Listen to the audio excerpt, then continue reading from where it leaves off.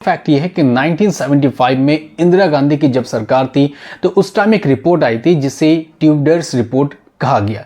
इस रिपोर्ट में जितने भी उनके मेंबर्स थे उन्होंने ये वकालत की थी कि महिलाओं की स्थिति फिलहाल भारतवर्ष में बहुत अच्छी नहीं है। तो 1980 के दौर पे भी राजीव गांधी इस बिल को बहुमत के साथ पारित कराने के बाद भी असफल रहे कि किस तरीके से भारतवर्ष में महिला आरक्षण बिल को प्रस्तुत किया जाए। Guys, welcome back to my YouTube channel team social talk. दोस्तों, इस वक्त भारतीय सामाजिक व्यवस्था एक नए दौर पर है जहां G20 के सफल सम्मेलन के बाद पूरी दुनिया की नज़र भारतीय व्यवस्था और भारतीय लोकतांत्रिक व्यवस्था पर है। इसी कड़ी में भारत ने अभी हाल ही में अपने नए संसद भवन में प्रवेश किया है। इस नए संसद भवन में जितने भी पॉलिटिकल लीडर्स थे उन्होंने इस पे पार्टिसिपेट किया और उसके बाद अब तक के इतिहास के सबसे बड़ा जो बिल है वो भारतीय समाज को प्रस्तुत किया। बारे में बात करनी चाहिए जहां पुरानी सदन पर अब तक भारतीय इतिहास में 7500 से भी ज़्यादा पॉलिटिकल लीडर्स ने उसमें पार्टिसिपेट किया, अपने वक्तव्य को रख के, अपने स्टेटमेंट को रख के और कई सारे बिल को पारित करने में अपना योगदान दिया। अगर हम 7500 जन प्रतिनिधियों की बात करें तो इसमें अब तक के इतिहास में 600 से अधिक महिलाओं ने अपनी भागीदारी प्रस्तुत की है। तो इसी के मद्देनज़र मोदी सरकार ने भारतीय इतिहास के सबसे बड़ा बिल यानी महिला आरक्षण बिल को नए संसद भवन के दोनों सदनों से बहुमत के साथ उसको पारित करवाया और जिसका नाम रखा नारी शक्ति वंदन अधिनियम। तो आइए दोस्तों, सबसे पहले जानते हैं कि नारी शक्ति वंदन अधिनियम क्या है, यानी कि महिला आरक्षण बिल क्या है। सबसे पहले इसके इतिहास के बारे में हम जानेंगे और कोशिश करेंगे किस हालातों के साथ ये बिल नई संसद भवन में पारित हुआ। दोस्तों, अगर महिला आरक्षण बिल की बात करें तो सबसे पहले अगर इतिहास में हम जाएंगे तो हमें यहाँ पर कुछ फैक्ट्स मिलते हैं और ये फैक्ट ये है कि 1975 में इंदिरा गांधी की जब सरकार थी तो उस टाइम एक रिपोर्ट आई थी जिसे ट्यूडर्स रिपोर्ट कहा गया।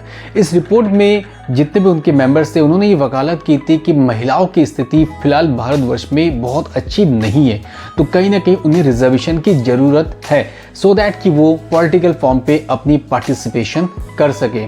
लेकिन हैरानी वाली बात यहाँ पे है कि जितने मेंबर्स उस रिपोर्ट में थे यानी उस रिपोर्ट को जो पेश किए थे उसके कई मेंबर्स ऐसे थे जो आरक्षण के खिलाफ थे। उनका यहाँ पर लॉजिक ये था कि हमें आरक्षण ना देकर सीधे तौर पर महिलाओं को सक्षम बनाना चाहिए जिसके थ्रू वो पॉलिटिकल में अपनी हिस्सेदारी ले सके। बात आती है 1980 में जब राजीव गांधी की सरकार थी तो राजीव गांधी ने पंचायत चुनाव और स्थानीय निकाय चुनाव में महिलाओं की भागीदारी के लिए 1/3 आरक्षण के लिए विधेयक को पारित किया।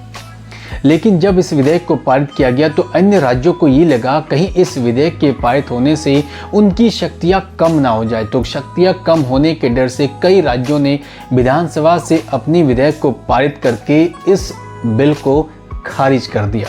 यानी कि 1980 के दौर पे भी राजीव गांधी इस बिल को बहुमत के साथ पारित कराने के बाद भी असफल रहे कि किस तरीके से भारतवर्ष में महिला आरक्षण बिल को प्रस्तुत किया जाए। फिर लंबे अरसे के बाद 1996 में HD देवगौड़ा की सरकार बनी। इस सरकार में कई पार्टियां थी जिन्होंने मिलकर इस सरकार को बनाया था। इसमें समाजवादी पार्टी के मुखिया मुलायम सिंह यादव भी थे और RJD के लालू प्रसाद यादव भी थे। लेकिन 12 सितंबर 1996 में HD देवगौड़ा ने संसद के 81 संविधान संशोधन करके यहाँ पर एक विधेयक को पारित किया। लेकिन पारित करने के बाद यहाँ पर उन्हें अपनी ही सरकार के मुलायम सिंह और लालू प्रसाद यादव को कड़ा विरोध झेलना पड़ा। उनका कहना था कि अगर ये बिल पारित होता है तो कहीं ना कहीं यहाँ पर महिलाओं की हिस्सेदारी बढ़ जाएगी और जो बिल बना है वो उनके मसौदे के अनुरूप नहीं बना। इस कारण HD देवगौड़ा इस बिल को पारित नहीं करा सके। अगर ये बिल पारित करा लेते तो शायद विरोध उनको झेलना पड़ता और उनकी सरकार अल्पमत में आ जाती। फिर 1997 का दौर आया जहां पर इस बिल को फिर से लोकसभा में पारित किया गया। लेकिन बिल को पेश करते ही इस बिल का भारी विरोध करना पड़ा और इस बार विरोध करने में सबसे आगे थे शरद यादव और उनका यहाँ पर महिलाओं के लेकर तीखे व्यंग भी थे और उनका मानना था कि इस बिल में आरक्षण की सीमा बहुत ज़्यादा है। और 1998 में NDA की सरकार बनी जिसका नेतृत्व किया अटल बिहारी वाजपेयी ने। उन्होंने महिला आरक्षण बिल को फिर से लोकसभा में पेश किया लेकिन यहाँ पर फिर से उनको सफलता नहीं मिली। उसके बाद 1999 को फिर से लोकसभा में इस बिल को पेश किया गया, लेकिन फिर भी असफलता उनके हाथ लगी। फिर 2003 में अटल बिहारी वाजपेयी के नेतृत्व में इस बिल को फिर से लोकसभा में पेश किया गया, लेकिन इस समय प्रश्नकाल के दौरान इतने हंगामा हुए कि इस बिल को फिर से पूर्ण रूप से पारित करने में एनडीए की सरकार असफल रही और ये बिल फिर कुछ समय के लिए फिर से लटक गया। फिर 2008 और 2010 में यूपीए की सरकार थी और यूपीए की सरकार के समय उस टाइम के प्रधानमंत्री थे डॉक्टर मनमोहन सिंह। फिर डॉक्टर मनमोहन सिंह के नेतृत्व में महिला आरक्षण बिल को सबसे पहले राज्यसभा में पेश किया गया। राज्यसभा में पेश करने पर 186 मतों के साथ इस बिल को वहां से पारित किया गया, लेकिन हैरानी वाली बात यह है कि इस बिल को लोकसभा में पेश नहीं किया गया, क्योंकि उस टाइम यूपीए के सरकार में समाजवादी पार्टी और आरजेडी की पार्टी थी। उनको ये लगा कि अगर हम लोकसभा में इस बिल को पेश करते तो कहीं ना कहीं एसपी और आरजेडी समर्थन वापस ले लेगी, जिससे उनके सरकार अल्पमत में आ जाएगी और सरकार गिर जाएगी। तो इसी डर से इन्होंने इस बिल को वहाँ पेश नहीं किया। कहीं दूसरा लॉजिक ये भी था कि एसपी और आरजेडी का मत था कि इसमें महिला आरक्षण में 33 रिजर्वेशन के बदले 20% रिजर्वेशन होना चाहिए और मसौदा कहने के उनके अनुरूप होना चाहिए, और उन्हें ऐसा लगता था कि इस महिला आरक्षण बिल की जो रूपरेखा है वो कहीं ना कहीं समाजवादी पार्टी और आरजेडी की नीतियों से मेल नहीं खाती है। पता मैं नरेंद्र मोदी की सरकार प्रचंड बहुमत के साथ आई और उस वक्त ये कयास लगाने लगे कि शायद इस बार मोदी सरकार इस बिल पर संज्ञान लगी और इस बिल को बहुमत के साथ दोनों सदनों से पारित कराया जाएगा। मोदी सरकार के आने के बाद लोगों को लगने लगा कि बिल में काम चालू होगा, लेकिन कुछ समय के लिए बिल पर कोई काम नहीं हुआ। तो 2017 में सोनिया गांधी ने नरेंद्र मोदी सरकार को पत्र लिखकर इस बिल को पारित करने का आग्रह किया और उसके कुछ साल बाद यानी कि 2018 में फिर से राहुल गांधी जी ने यहाँ पर नरेंद्र मोदी सरकार को पत्र लिखकर फिर से लोकसभा में इस बिल को पारित करने को कहा और यहाँ तक कहा गया कि कांग्रेस सरकार इस बिल के समर्थन के लिए तैयार है। लेकिन अब फिलहाल 2024 का चुनाव जो है वो एकदम सामने है, तो चुनाव के मद्देनजर देखते हुए यहाँ पर मोदी सरकार ने नई संसद भवन के विशेष सत्र में इस बिल को बहुमत के साथ पारित कराया गया और इस बिल का नाम रखा नारी शक्ति वंदन अधिनियम। इस बिल को 128वें संशोधन के तौर पे पेश किया गया और जिसमें दोनों सदनों ने बढ़ चढ़कर हिस्सेदारी ली और बहुमत के साथ इस बिल को पेश किया गया। जहां इस बिल को पेश करने के बाद पूरे भारत में यहाँ पे हर्ष उल्लास के साथ महिलाएं बहुत खुश है, तो कई सारे पॉलिटिकल लीडर भी यहाँ पर खुश है कि अब 33% रिजर्वेशन महिलाओं को मिलेगा और लोकसभा के साथ देश के विभिन्न राज्यों के विधानसभाओं में महिलाओं की भागीदारी सुनिश्चित की जाएगी।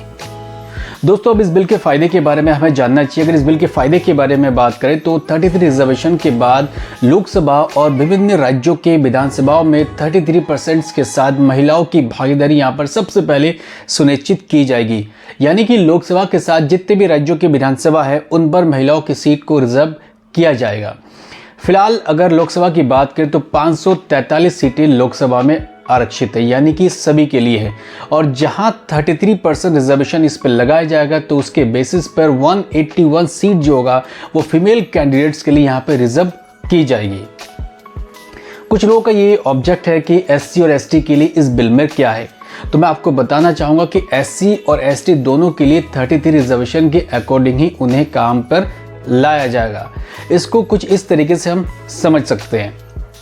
इस समय लोकसभा में 84 सीट एससी कैटेगरी के लिए है और 47 सीट एसटी कैटेगरी के लिए है। जब इन दोनों ही सीटों पर 33 रिजर्वेशन यहाँ पे लगाया जाएगा तो 33 रिजर्वेशन लगाने पर 84 एससी सीटों पर 28 सीट महिलाओं के लिए आरक्षित की जाएगी और 47 एससी सीट पर 16 सीट महिलाओं के लिए आरक्षित की जाएगी। यानी कि जितने सीट फिलहाल हैं उन्हीं सीटों पर 33 रिजर्वेशन महिलाओं के लिए लगाया जाएगा। तो यहाँ है इस बिल के फायदे, और इस बिल के फायदे होने के बाद जहाँ महिलाओं की भागीदारी बढ़ जाएगी, समाज में दोनों वर्गों के लिए यानी दोनों पक्षों के लिए यहाँ पर नियम कायदे एक समान रूप से देखे जाएंगे। अब एक बड़ा सवाल यह है कि इस बिल को पारित किस तरीके से किया जाएगा।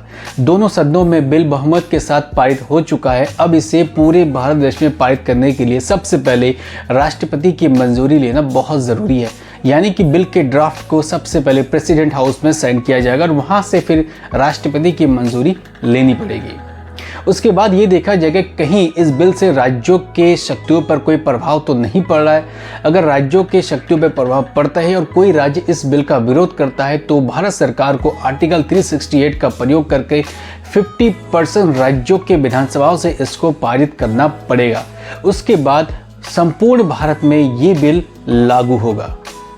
लेकिन इसके बाद जो सबसे बड़ी अड़चन है वो है जनगणना। दरअसल दोस्तों 2021 में जनगणना प्रस्तावित था, लेकिन कोविड के बाद ये संभव नहीं है। फिलहाल 2024 की लोकसभा के बाद जनगणना संभव है। तो जनगणना होने के बाद परिसीमन होता है। परिसीमन के आधार पर यह तय किया जाता है कि 10 लाख की आबादी पर एक लोकसभा सीट आरक्षित की जाएगी। यानी 2024 के बाद ये देखा जाएगा कि कितनी जनसंख्या है और उसके बेसिस पे लोकसभा सीटों को बनाया जाएगा। और यहाँ बहुत मुश्किल है, क्योंकि ये 2024 के बाद 2026 और 2029 तक का समय लाइन यहाँ पर मिल सकता है। उसके बाद ही ये तय की जाएगी कि इस बिल को 2029 के बाद किस तरीके से पूर्ण रूप से पूरे देश में लागू किया जा सकता है। तो फिलहाल अभी भारत सरकार के पास कई अड़चनें हैं जिनको यहाँ पर क्लियर करना है और उसके बाद ही इस बिल को पूरे भारतवर्ष में लागू कराया जाएगा। सो दोस्तों, आज के इस वीडियो में हमने महिला आरक्षण बिल पर बात की है और आपको बताने की कोशिश की है कि बिल किस तरीके से काम करेगा और कब ये बिल लागू होने की संभावना है। सो दोस्तों, आज के वीडियो को आप जरूर शेयर करें, लाइक करें, अपने कमेंट्स जरूर दें। Thank you very much. जय हिंद।